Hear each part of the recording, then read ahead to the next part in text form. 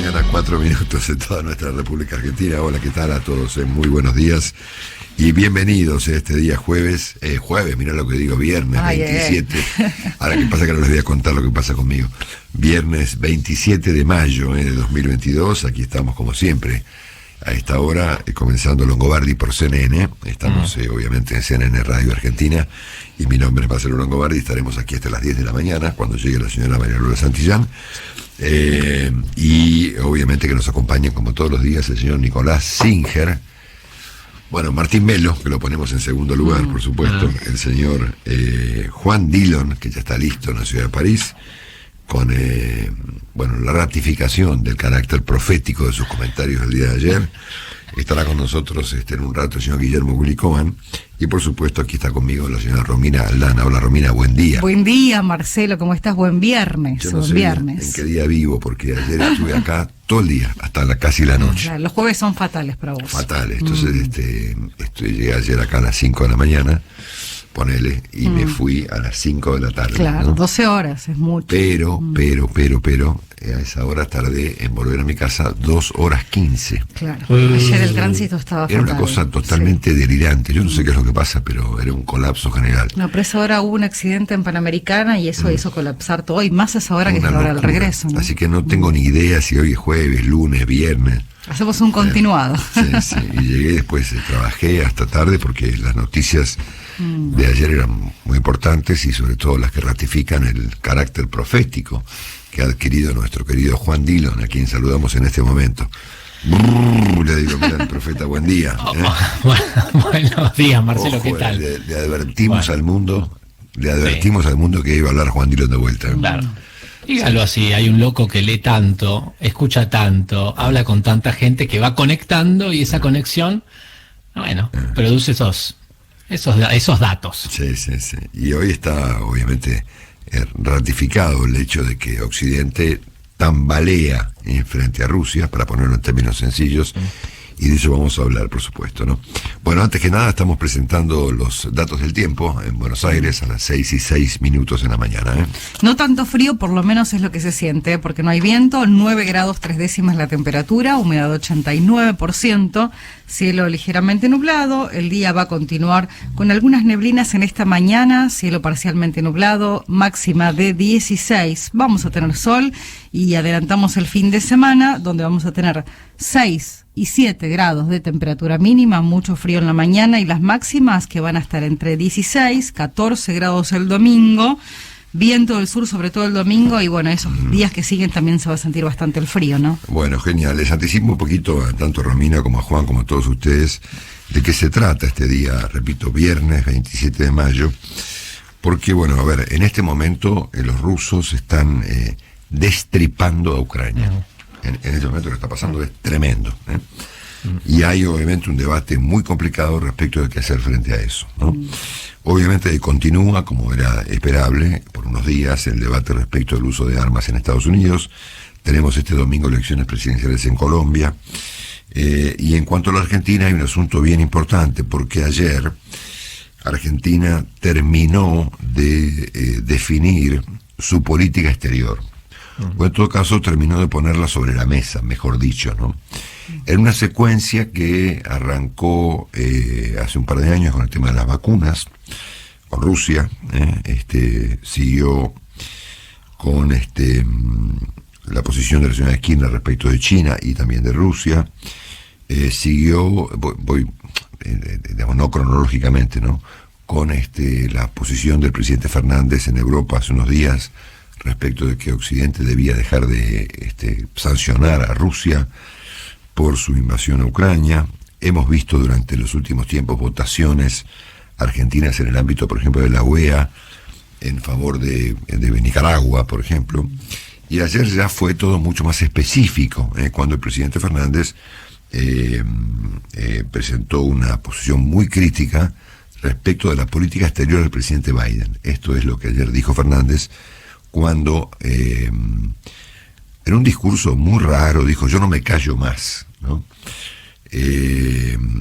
Es inaceptable que América mantenga sanciones económicas contra regímenes como el de Cuba, por ejemplo, y cuando mencionó el caso de Venezuela, y esto es muy importante, dijo, bueno, Estados Unidos o no sé quién sanciona a Venezuela por unas cuestiones políticas, ¿no?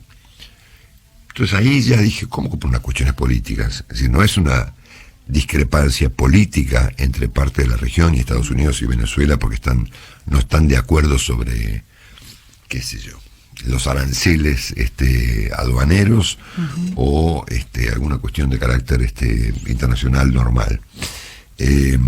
Así que me parece que, bueno, el presidente ayer se ha puesto enfrente del pilar fundamental que regula la política exterior norteamericana, que es el hecho de que las autocracias son inaceptables, ¿no? Tenemos obviamente después temas económicos, hay unas contradicciones espectaculares en el gobierno respecto de la aplicación de retenciones, hay cambios en la aplicación del impuesto a las ganancias, bueno, temas judiciales, un poco lo de todos los días, ¿no? Bueno, se ha rectificado, o por lo menos los diarios de hoy rectifican, que el también profético comentario que formuló ayer aquí en el programa el periodista Santiago D'Apelo, cuando dijo no va a haber ninguna cumbre entre Alberto Fernández y Cristina Kirchner, así que les advertimos a todos, les advertimos a los oyentes, le advertimos a CNN de acá, de afuera, y al mundo todo, que este programa tiene características completamente proféticas. Somos videntes, bueno, Marcelo. Así que de esto vamos a hablar hoy. Es más, le digo más, yo ayer formulé una suerte de análisis respecto de la posición del ex secretario de Estado Henry Kissinger respecto de qué hacer en esta instancia, y después lo mismo dijo Zelensky a la tarde. Exactamente, Marcelo. Obviamente que como yo no tengo ninguna vinculación con Zelensky y él no escucha CNN Radio Argentina, habremos estado conectados por por la luna, qué sé yo, ¿no? Así que bueno, de esto vamos a hablar durante el resumen de esta mañana y durante el programa de hoy. Estamos repasando a las 6:11 los datos del tiempo en la ciudad de Buenos Aires. 9 grados 3 décimas la temperatura, humedad 89%, cielo ligeramente nublado y máxima que tendremos de 16 grados. Ahora, el resumen de Marcelo Longobardi. Es muy raro, pero es importante esta mañana. El nombre es Severodonetsk, la ciudad exacto, en donde los rusos están aplicando en este momento el máximo de su saña contra los ucranianos, ¿no? Las crónicas de esta mañana, incluso de los diarios argentinos, no hace falta ir a buscar nada muy sofisticado para encontrar las dramáticas explicaciones que hoy la prensa ofrece respecto del nivel de intensidad que han alcanzado los combates en el día de ayer, ¿no? Es más, hay una crónica que yo la tomé ayer del diario de la Nación, publicada como a las 7 de la tarde, bajo el título "Los combates llegan a su máxima intensidad en el este de Ucrania", y es una descripción terrible. O sea, han atacado 500 objetivos de modo simultáneo en la zona este de Ucrania para obviamente tomar el control del Donbass, ¿no? Sí. Que es el territorio que el señor Kissinger sugiere que Ucrania debiera entregarle a los rusos para apaciguar a Putin, ¿no? Por supuesto que Zelensky ayer contestó en muy malos términos a esa formulación que hizo el ex secretario de Estado Kissinger, pero ciertamente las crónicas, es más, las fotos que ha publicado La Nación en su portal de ayer son de las más tremendas que yo he visto. Me imagino que la prensa europea también, Juan, las está publicando. Todas las fotos, obviamente. A ver, se habla nuevamente de genocidio, lo dijo Volodymyr Zelensky en las últimas horas, y es arrasar directamente a estas ciudades. Lo que se vio en Mariupol está pasando en esta ciudad de difícil pronunciación, Severodonetsk. Ahí está. La están haciendo desaparecer y hay una lluvia de misiles con la utilización nuevamente de artillería o estas bombas de fósforo, ¿no?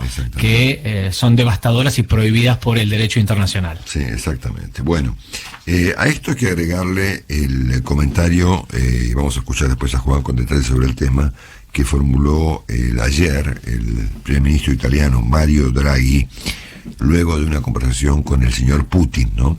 Que dijo que la crisis, lo dijo Draghi, ¿no? La crisis alimentaria que se avecina tendrá proporciones gigantescas y terribles consecuencias humanitarias, ¿no?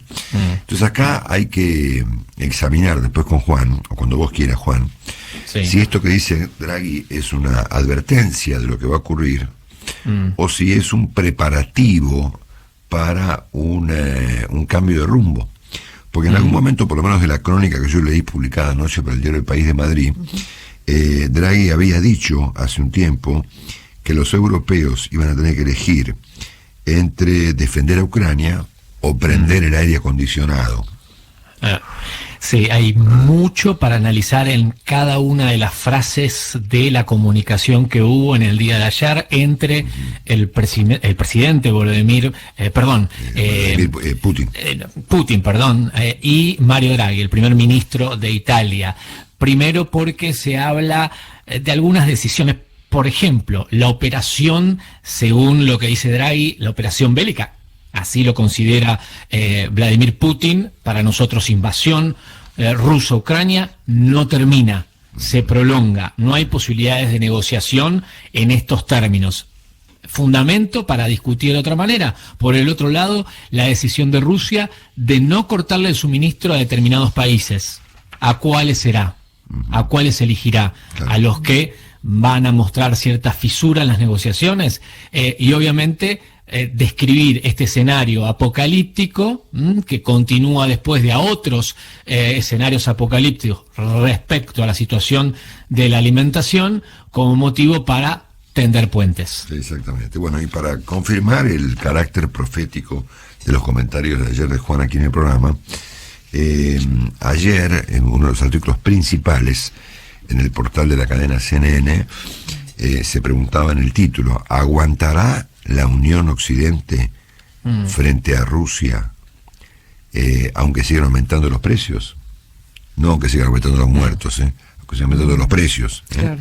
Asunto, análisis, examen que firmó ayer Julia Horowitz en la página de CNN y que de algún modo se conecta con los dichos del propio Draghi, es decir, hasta qué punto frente a una crisis alimentaria y energética Occidente se va a permanecer unido, como aparentemente ocurrió hasta ahora, frente a la peligrosísima invasión que Rusia ha emprendido sobre Ucrania, aplastamiento de Ucrania, ¿no? Sí, hay dos títulos hoy, me parece también relevantes. Uno del New York Times que dice: ¿cómo termina?, se pregunta. Surgen fisuras sobre lo que constituye una victoria en Ucrania. Es decir, ¿qué es victoria? ¿Qué se pierde? Claro. Poniendo en duda si entregar el este ucraniano finalmente no es, perder la guerra. ¿Se entiende? Claro. Y otro de los títulos, me parece fundamentales esta mañana, uno es el del Washington Post, que está diciendo que la OTAN frente al dilema de una crisis alimenticia o alimentaria va a tener que intervenir, como diciendo: si no negociamos, vamos a una extensión y una profundización de la guerra, tal cual lo decía Soros de alguna manera, y también en otra manera Kissinger, claro, hace unos días en Davos. Claro. Ahora, es evidente que en Davos algo pasó, ¿no? O sea, me parece que la cumbre de Davos esta vuelta tuvo un aspecto muy saliente, que fue que evidentemente se ha discutido la idea de Kissinger, ¿no? Respecto de que Ucrania debe ser de territorio para conseguir la paz. Ahora, es obvio que frente a esto aparece la terminante respuesta de Volodymyr Zelensky, que obviamente, y en línea con lo que decíamos ya acá en el programa, Zelensky comparó a Kissinger con la propuesta del Pacto de Múnich, con la que se intentó apaciguar a Hitler en el 38, ¿no es cierto? Y por supuesto, lo llamaron loco los ucranianos a Kissinger, y la postura de Zelensky ha sido muy determinante respecto de que no están masacrando sus hijos en vano, digamos, ¿no? Claro. Después lo vamos a ampliar, pero la postura de Zelensky ha sido muy terminante, ¿no es cierto? Ayer Putin festejó prácticamente la salida de compañías extranjeras de Rusia. Dijo, bueno, esto puede ser para bien, ¿no? Ustedes recuerdan que lo último que pasó fue que se fue Nike, ¿no? Y después de irse Nike, ordenaron cerrar todos los ventas de productos Nike en cualquier tienda rusa que no sea Nike, ¿no? La lista de compañías que se han retirado o se están retirando de Rusia es muy grande, y ayer Putin prácticamente festejó el asunto, ¿no es cierto? Después la repasamos, y es una lista que es muy interesante. Sí, es larga, es extensa esa muy, lista. muy extensa, exacto. Va desde comercios como McDonald's y Starbucks hasta compañías de la magnitud de Shell, ¿no? Así, no es una cuestión menor. Bueno, así que así están las cosas. Obviamente que el eje de la discusión hoy es el nivel de ataque brutal que hay en este momento sobre esta ciudad que ya mencionamos con Juan, y sobre el Donbass en particular, y este debate que resquebraja a Occidente respecto de qué hacer frente a la crisis que podría generar la continuidad de la guerra, ¿no es cierto?, en el plano alimentario y en el plano energético. Vamos a ver si después logramos averiguar qué quiere decir hambruna, ¿no?, que es el término que empezó a girar alrededor de esta situación, ¿no es cierto? ¿Qué dice hambruna? Es decir, ¿de qué estamos hablando cuando hablamos de que Rusia bloquea los puertos, impide la salida de los granos, y esto generaría bajo esta extorsión, una hambruna sobre el mundo o parte del mundo? Dicho esto, nos cambiamos un poquito de tema antes de llegar a la Argentina, que hoy está muy interesante. A ver, obviamente que las derivaciones del asesinato de 19 niños y 2 maestras en esta ciudad del estado de Texas sigue generando el clásico debate norteamericano respecto a qué hacer con el tema de las armas, ¿no? El gobernador del estado de Texas llegó a decir, republicano, llegó a decir públicamente, bueno, esto podría haber sido peor, ¿no? Tal vez fue uno de los comentarios más delirantes que el señor, ¿cómo se llama ¿te acuerdas el nombre? Me lo acabo de olvidar. No. Bueno, ahora te voy a decir, lo tengo en la punta de la lengua. Bueno, obviamente que prácticamente todo el Partido Republicano ayer ha ratificado su rechazo a restringir cualquier proyecto de restricción de compra de armas, aún considerando la brutalidad delirante de semejante masacre. Abbott, exactamente. Greg Abbott, el gobernador. Exactamente, gracias Romy, muchas gracias. Bueno, y por supuesto han aparecido a partir de ayer críticas muy serias al comportamiento policial allí en Texas, porque la policía tardó muchísimo en llegar.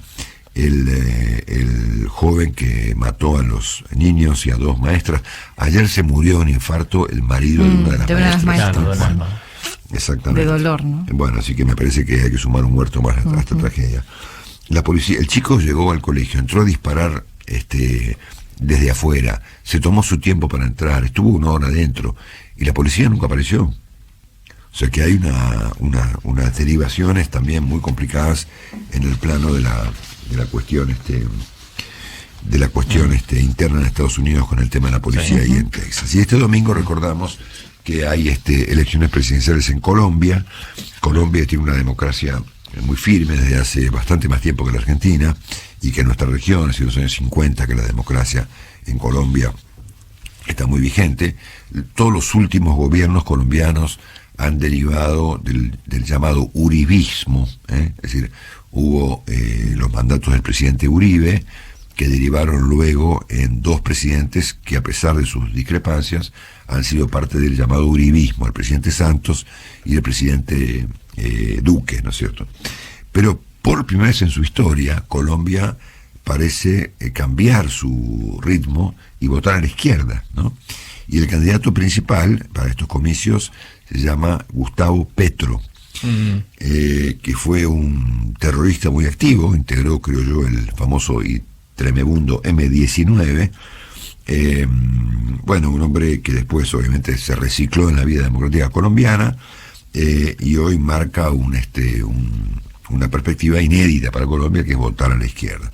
Hay segunda vuelta, por lo tanto puede ocurrir que esto se dirima recién en el mes de junio, pero bueno, es un tema que vamos a seguir también con atención. Y acá llega, por supuesto, el aspecto argentino en materia de política exterior. Yo decía temprano que me parecía que ayer el gobierno del presidente Fernández terminó de poner sobre la mesa su idea del mundo, su política exterior, cómo se pone frente al mundo, con unos comentarios de ayer muy asombrosos del presidente Fernández respecto de la región, ¿no es cierto? En primer lugar, estaba en Buenos Aires ayer, no sé si está hoy todavía, un ex senador que vino de parte del presidente Biden como coordinador de esta famosa Cumbre de las Américas que se supone que va a ocurrir al principio de junio en la ciudad de Los Ángeles. Sí. Lo primero que hizo Fernández fue poner en duda su presencia en la Cumbre de las Américas, haciendo un poco el ridículo, porque ha sido una especie de seguidismo irracional de la postura que tiene frente al tema el presidente López Obrador, ¿no es cierto? Bueno, luego de que se difundiera la duda respecto de si Fernández iba a asistir o no a la Cumbre de las Américas, aparecieron unos comentarios, bueno, dignos de un centro de estudiantes, ¿no es cierto? Yo no me callo más, dijo el presidente. Está bueno saber que había estado callado, ¿no es cierto? Sí, claro. ¿Qué es lo que no nos habrá dicho el presidente Fernández respecto de la política exterior argentina, ¿no? A mí me parece que esto que vamos a escuchar ahora ratifica una línea que ya venía hacía tiempo, en donde hay evidentemente coincidencias muy estrechas entre el pensamiento de la señora Kirchner y el comportamiento del presidente Fernández. Y digo pensamiento de la señora Kirchner y comportamiento de Fernández porque me parece que la señora Kirchner tiene un pensamiento respecto del mundo, claro, y Fernández tiene un comportamiento respecto del asunto del mundo. Es decir, no creo que tenga un pensamiento. Es más, no creo siquiera que entienda lo que está haciendo, ¿no? Sí. Vos sabés que, déjame simplemente agregarte, Marcelo, algo. Se empiezan a describir y a conocer los negocios de Rusia de los últimos 5 años con los países, tanto de África como Latinoamérica, lo que empieza a entenderse desde las vacunas hasta ciertos, entre comillas, apoyos, los lineamientos que hay de estos países y el peligro que significa también para Europa o para la OTAN, estos alineamientos que ahora se entienden, se entienden incluso las vacunas. Y ahora te voy a contar un negocio con China, ¿no es cierto? Porque son parte de la agenda pública argentina de esta mañana. Bueno, en cualquier caso, ayer el presidente Fernández salió como del closet, digamos, dijo, acá yo no me callo más, basta, basta, y dijo esto, dale. Que en verdad esa guerra que se ve en el norte está trayendo hambre y miseria en el sur. También pasaron casi 6 décadas y seguimos con la misma penuria y con la misma realidad. ¿Cuánto tiempo más vamos a ser cómplices con nuestro silencio? Esa es la pregunta que debemos hacernos. En lo que a mí concierne, no me callo más. Y lo que digo acá, lo digo en el norte. Y sería maravilloso que se sumen a mi voz la voz de cada uno de los países que hoy sufren esa realidad. Bueno, el presidente habla de la guerra en el norte, es decir, está utilizando un lenguaje adolescente, digamos, de centro de estudiantes, ¿no? Del norte. Me decía acordar Juan cuando la señora Kirchner dijo, si me pasa algo, miren al norte, ¿no? Esto es una cosa muy... no importa. La preocupación que el presidente Fernández manifiesta respecto de esto que llama la guerra en el norte es por las derivaciones que esa guerra tiene eventualmente en la economía argentina. No ha manifestado ningún principio moral o político relevante respecto del asunto. En segundo lugar, se ha vuelto una suerte de abogado, particularmente de Venezuela, sobre todo cuando explicó, después lo vamos a escuchar, que este bloqueo de Venezuela era inaceptable porque se debe a unas cuestiones políticas, ¿entendés? Como cuestiones menores, ¿no? Y el presidente no puede ignorar que con independencia de que los bloqueos sean más o menos apropiados, lo que ocurre en Venezuela es una tragedia democrática, ¿no? Un país que tiene fusilamientos de civiles, ¿no? Presos políticos, tremendo. Persecuciones a la prensa, elecciones amañadas, aplica el principio de derechos humanos que acaba de decir Xi Jinping, se ajustan a las necesidades internas, es decir, cada país decide qué derechos humanos funcionan, pareciera, ¿no? Entonces, claro, matar a gente, asesinar, torturar, puede estar muy bien a los ojos de quizás de Venezuela y de China, y también esa doctrina sirve para la Argentina. Sí, el carácter no universal de los derechos humanos, ¿no? Bueno, para terminar, escuchen esto, ¿no? Bueno, hoy hay la contracara de esta historia es que hoy Clarín cuenta que lo que el presidente Fernández busca aparentemente con este método es una cumbre con el presidente Biden, ¿no? Claro. que por este camino pareciera difícil, ¿no? De poder ser lo consiguió Bolsonaro, sí, que dijo finalmente yo voy, uh-huh. Entonces voy a cambio de que el presidente Biden me otorgue o me ofrezca una cita privada. Y efectivamente el presidente Biden aceptó la presión de Bolsonaro. Pero bueno, no me callo más, lo que digo acá lo digo en el norte. Para Argentina es inaceptable la aplicación de sanciones, volviéndose ya definitivamente un abogado defensor en el mundo de Venezuela y de Cuba. Dicho esto, esto termina de conectar, digamos, lo que veníamos viendo en materia de la política exterior argentina, con posiciones presentadas en diversos planos y por diversos temas, por la señora de Kirchner y por el presidente Fernández. Fíjense ustedes que esta mañana, al mismo tiempo, parece una casualidad, aparecen dos noticias muy importantes respecto de la relación de la Argentina con China, ¿no? Recordamos, obviamente, que hace unos pocos días en la provincia del Chaco, la señora Kirchner exhibió a China como el modelo de país que a ella le parecía apropiado, ¿no? O sea, una especie de capitalismo salvaje con una autocracia de carácter político. La Fuerza Aérea ayer probó en China, a instancias del embajador argentino en este país, puesto por la señora Kirchner, el señor Vaca Narvaja, los aviones caza JF-17. A ver, recordamos que el mundo está horrorizado de antemano por lo que podría ocurrir si a China se le ocurre expandirse hacia Taiwán, ¿no es cierto? Otra que Ucrania, ¿no es cierto? Entonces todo el mundo civilizado y todos los países que rodean esa región, Australia, Japón, Nueva Zelanda, Corea del Sur, etcétera, están viendo qué demonio hacen en el caso de que al delirante de Xi Jinping se le ocurre invadir Taiwán, ¿no es cierto? Mientras tanto, Argentina prueba en China aviones caza, de fabricación china, porque son los JF-17, son la alternativa que Estados Unidos le ofreció a la Argentina, que son los famosísimos F-16, ¿no es cierto? Yo no sé mucho de aviones, pero lo leí esta madrugada.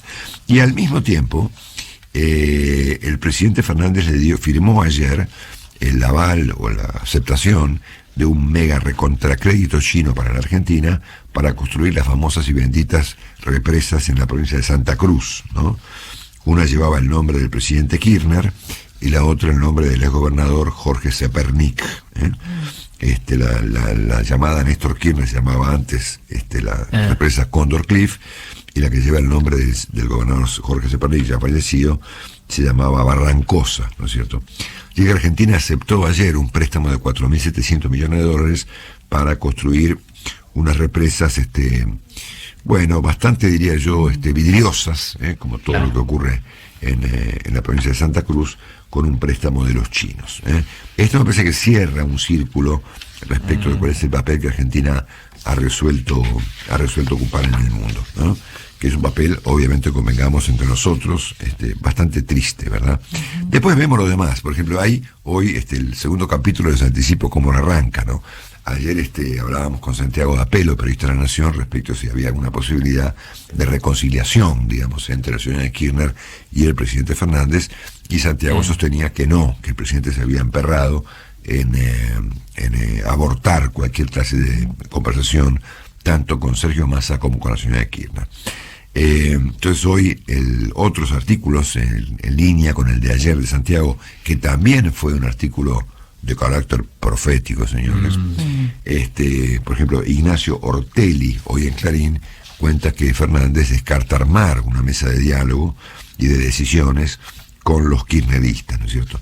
Ya no tiene ninguna importancia, porque obviamente con las coincidencias que están manifestando ambos en el plano internacional, no creo que haga falta que ocurra ninguna mesa de decisiones, ¿no es cierto?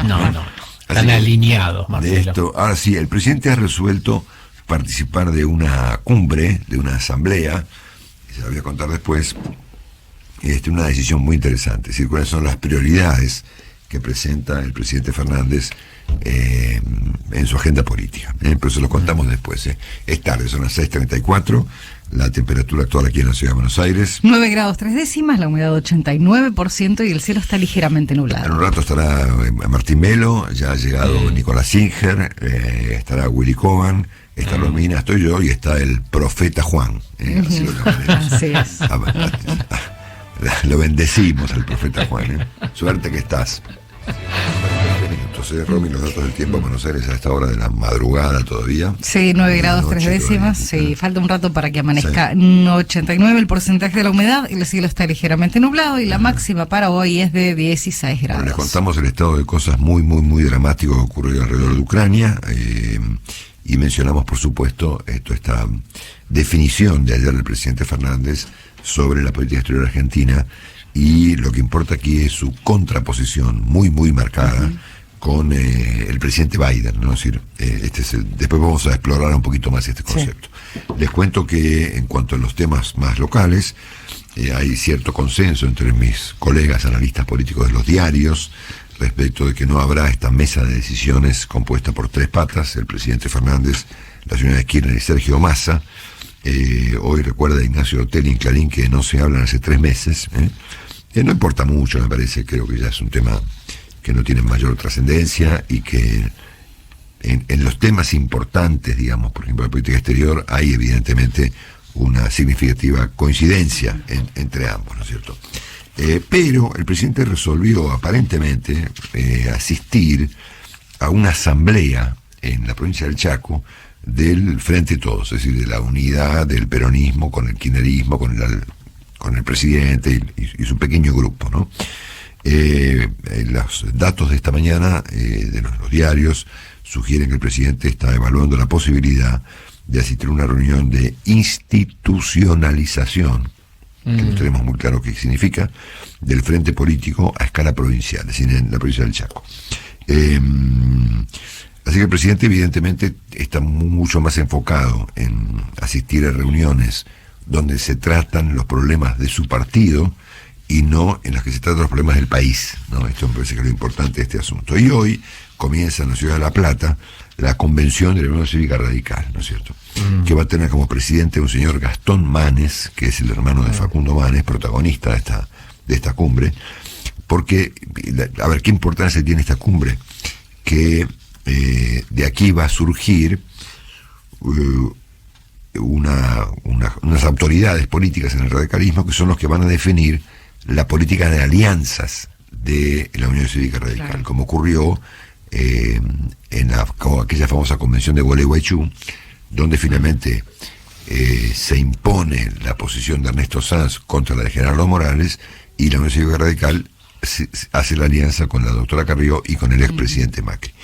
Así que bueno, habrá que seguir con atención qué es lo que los radicales resuelven, porque obviamente, como ustedes bien saben, del mismo modo que la coalición oficialista está toda fracturada, la coalición opositora también está toda fracturada. Sí. Se nota menos porque son oposición, pero es más o menos lo mismo, ¿no es cierto? Bueno, dicho esto, les cuento que ayer, luego de un conjunto de habituales malentendidos, el presidente de la Cámara de Diputados, Sergio Massa, logró, bajo cierta presión, convencer tanto al presidente como particularmente al ministro de Economía, Martín Guzmán, de modificar el famoso piso del impuesto a las ganancias, pues claro, obviamente, a ver, como consecuencia de la inflación y de los aumentos salariales, te puede pasar que te aumenten el sueldo y ganes menos, ¿no?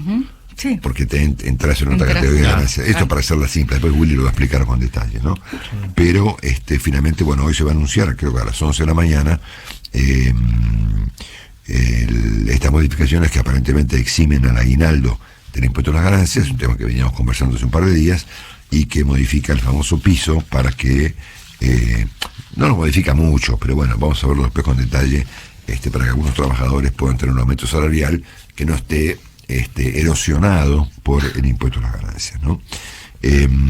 Bueno, por ejemplo, Ismael Bermúdez dice hoy, Ismael sabe mucho de esto, sí, ¿qué dice? Maestro. Que está la distorsión que genera la inflación, que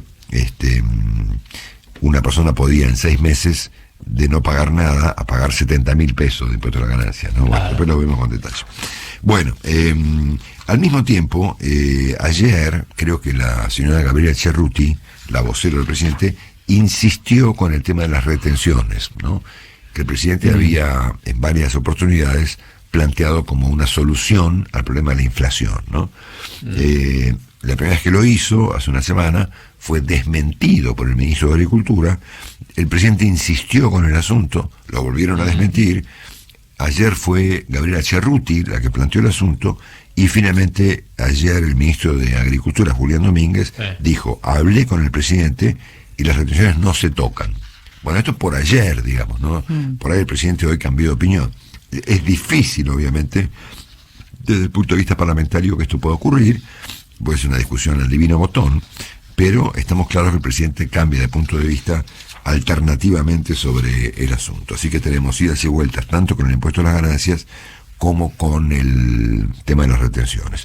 Sí. Ayer el gobierno anunció, me río solo, que se esperan en los próximos 5 años, como consecuencia del levantamiento de parte del cepo, o el cepo-like, como se lo llama ahora, a las compañías petroleras, inversiones del orden de los 40.000 millones de dólares en vaca muerta.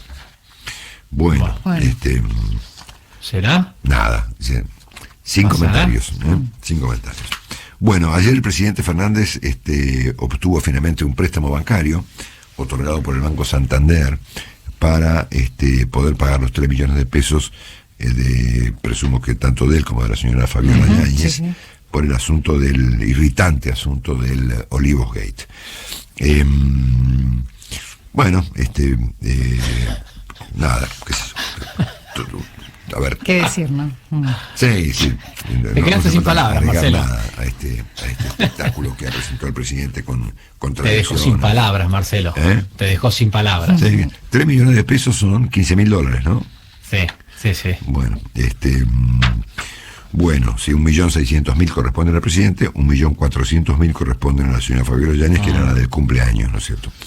Bueno, por supuesto, esto ha irritado mucho a los argentinos, no solamente por el hecho en sí, que es bastante irritante, sino también por las explicaciones que el presidente ofreció posteriormente y por los fundamentos del fallo del juez Lino Mirabelli, que le concedió al presidente su carácter de trabajador eventual, ¿no? Es decir, que part-time. Que el presidente es presidente eventualmente, y en ese momento no estaba actuando como el presidente de la República, ¿no es cierto? Así que bueno, obviamente que ya constituye una vergüenza nacional el hecho de que Sergio Urribarri, yo le decía siempre Uribarri, pero es Urribarri porque tiene doble R, Urribarri, siga siendo a esta altura del partido el embajador argentino ante el Estado de Israel, siendo que la justicia de su provincia, de Entre Ríos, lo condenó a 8 años de prisión por casos de corrupción ejercidas cuando era gobernador, antes del gobernador actual. Es más, ayer aparecieron imágenes que estaban en los diarios del embajador Urribarri presidiendo un acto en Israel en el 25 de mayo, ¿no es cierto?, como ocurre con las embajadas en una fecha patria, ¿no? Dicen que renunció, que el presidente no firmó el decreto de situación de renuncia, que sí lo firmó, pero que no lo pueden sacar porque no hay quien lo sustituya. Bueno, entonces un clásico papelón de la Argentina en esta materia. Ayer fue anulado un procesamiento que había sido dictado originalmente por el doctor Claudio Bonadío, ya fallecido. Esta anulación la decidió la Cámara de Casación en una causa en la que se había procesado a la señora Kirchner por usar el Tango 01 para llevar muebles personales, ¿no? Bueno, yo no sé si legalmente un presidente puede o no puede transportar muebles en el avión presidencial, la verdad que no tengo idea, pero esto se suma a una serie de causas donde la señora Kirchner ya fue sobreseída, con lo que hoy Clarín titula ayudas, entre comillas, judiciales en favor de la señora vicepresidenta de la Nación, ¿no? Por la causa del dólar futuro, el tema de la AMIA, que es mucho más importante, y el pacto con Irán, que llevar 2 sillas y 4 mesas en un avión, el juicio oral por el lavado de dinero a través del tema Otesur y los sauces, y la Cámara que dejó firme un beneficio para que la señora Kirchner cobre una doble pensión honorífica de 2,5 millones por mes por su condición de presidente y viuda de presidente. Bueno, nada, fue ayer imputado, el diputado Leopoldo Moró, por una visible presión pública a una jueza que está investigando el comportamiento de parte del gremio de camioneros en San Nicolás. Moró amenazó con usar la inteligencia contra la jueza, toda una cosa muy complicada que, bueno, terminó ayer con una imputación. Veremos cómo sigue la historia. En cualquier caso, el diputado Moró goza de fueros parlamentarios, por lo tanto no tiene nada que temer, señores. Así que, bueno, en cualquier caso, les cuento que las causas por corrupción en Argentina solo llegan a una condena en el 2% de los casos, por lo tanto creo que nadie tiene que preocuparse demasiado por el asunto. Señores, este ha sido el resumen de hoy, viernes 27 de mayo de 2022, que ha tenido la particular contribución de nuestro profeta parisino, el señor Juan Dillon. Un lujo. Un lujo. La temperatura en Buenos Aires. 9 grados 3 décimas, humedad 89%, cielo ligeramente nublado. Un placer para nosotros presentar al señor Nicolás Singer. Qué lindo. Hola Marcelo, Nico, ¿cómo va? Buen día. ¿Cómo andamos? ¿Bien? Muy bien. Hola Romy. Hola Nico. Hola Juan Francisco, ¿cómo No sé andamos? qué le ¿Qué pasa tal? a ¿Cómo le va, Carlitos Singer? Peña, que- Buenos días. Perdón que interrumpa, ¿no? No, perdón, está por arrancar. Nosotros Sí, estamos no. al aire, Carlitos. Sí, pero quería hacerle un comentario a Marcelo que Ajá, bueno. no puedo dejar pasar. No Él entra, podemos ¿no? pasar. Él Te entra veo, y te habla, veo sí. muy, muy, muy bajo. Sí. Estás Por la silla. lento, estás lento, Sí. estás cansado, Sí, un poco. dormiste mal ayer. Ah, Sí, dormí ¿Cómo se poco. preocupa? Dormí bien, pero poco. Bueno, hay que dormir más, no hay que salir de joda. sí. No sé, yo saliste de joda. Sí, No salí. sé, algo te Salió pasa. anoche, No, Marcelo. Yo ayer trabajé 14 horas y acá estoy. Firme. Yo también trabajé 14 horas. y acá Para mí estoy. estás grande ya. ¿Por qué no te retiras? Te hubieras retirado a Ah, lo que tiempo. faltaba. Tuvimos una Era la posibilidad. oportunidad, te Ah, lo quedaste. querés. Voy a tratar de, no sé, ¿qué hago? Subo un poquito el tono. Subí un poquito el tono, dale un poco. Hoy es viernes, hay que ser ágil hoy. Muy, muy potente. Sí. Vamos arriba no? todos. Bueno, gracias, Carlos, por el... Bueno, El aporte. por Se nada. cargó la super. Bueno, Sí. gracias, Carlos, por el consejo. Bueno, les pido mil disculpas, por ahí tienen razón, Carlos. Bueno, Nico, acá estamos, qué gusto verte. Igualmente, en este viernes. Ya te va a pasar a vos en el futuro, ¿eh? En cualquier momento. El asistente que te... No estoy muy lejos. Bueno, atención porque en este viernes tenemos mucha data deportiva por acontecimientos que se dieron en las últimas horas, que se están dando. Por un lado, atención los hinchas de Boca, Boca largó la alegría después de haber ganado el campeonato el último fin de semana de la Argentina. Le ganó ayer por la noche al Deportivo Cali 1-0, se clasificó a los octavos de la Libertadores y además terminó primero del grupo. Al mediodía se sortean los octavos de final de la Libertadores. No podrá haber superclásico porque los dos, tanto Boca como River, están en el grupo de los que terminaron primeros de sus zonas. No es una hermosa mañana para los de Racing. Tuvo todo para ganar, no lo aprovechó, perdió con River de Uruguay como local y quedó eliminado de la Copa Sudamericana. Tremendo golpe para los racinguistas. Vamos, Peque. Schwartzman está jugando contra el búlgaro Dimitrov con el objetivo de meterse en los octavos de final de Roland Garros. Atención, está 4-2 arriba, siempre la asistencia perfecta de Carlitos. Está bien. 4-2 arriba el Peque Schwartzman. De Roland Garros, atención, Dillon. Un Sí, por argentino favor. borracho en París, un tenista argentino, Francisco Cerúndolo, detenido en la capital francesa Apa. por estar borracho cuando quiso parar un taxi en París. Lo vamos a seguir atentamente eso.